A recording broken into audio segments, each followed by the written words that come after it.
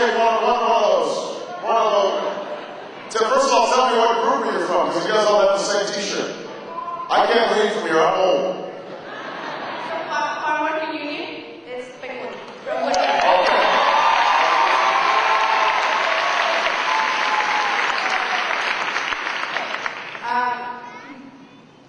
Latino students, we get lots of support. We get into college, we get scholarships, we get financial aid.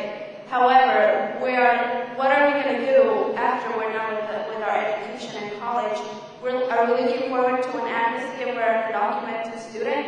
And what would you become when you become president? How would you restore our immigration issues? Well, here's what I think we need to do. I mean, this is an example of an issue that we use as a political football instead of trying to solve the problem. And I intend to stop that when I'm president of the United States of America. We have a legitimate interest in controlling our borders. There's nothing wrong with that. There's nothing biased or xenophobic about just saying, you know, any nation state should be able to know who's coming in to our country. So we've got to have stronger border security, stronger border surveillance. We should crack down on employers that are purposely hiring undocumented workers because they don't want to pay them decent wages or decent benefits or pay them overtime.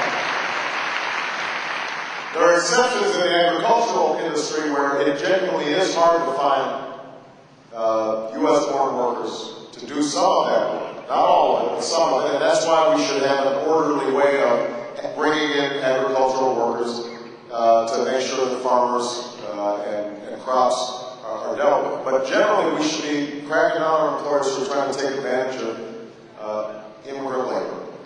But when we do those things, once we crack down on our borders and we've dealt with employers who are taking advantage, we still have, as you mentioned, millions of people in this country.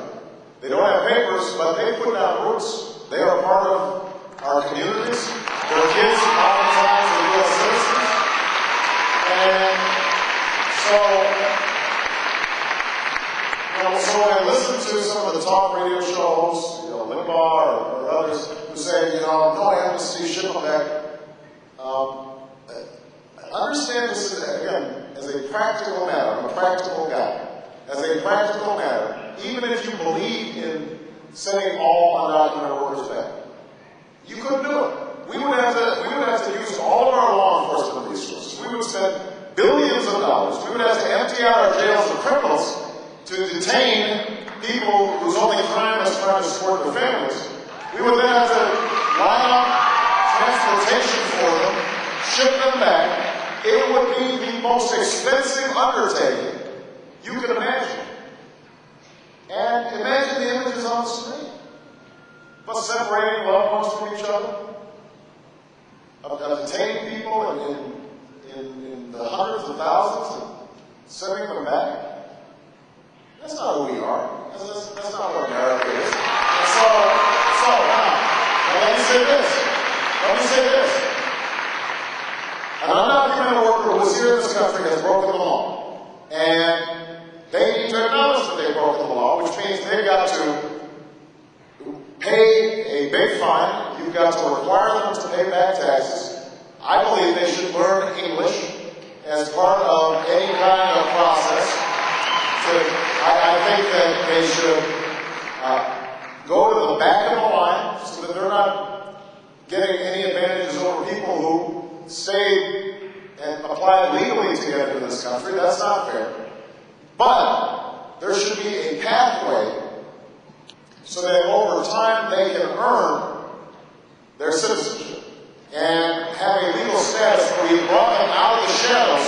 And by the way, that is good for U.S. workers because when you bring them out of the shadows and they're registered, now not only do we know who they are for security reasons, but also we know that we can enforce minimum wage laws and overtime laws and worker safety laws, which means that U.S. workers won't be undermined. They'll get a level playing field.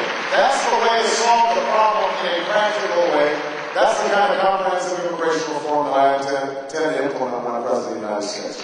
All right.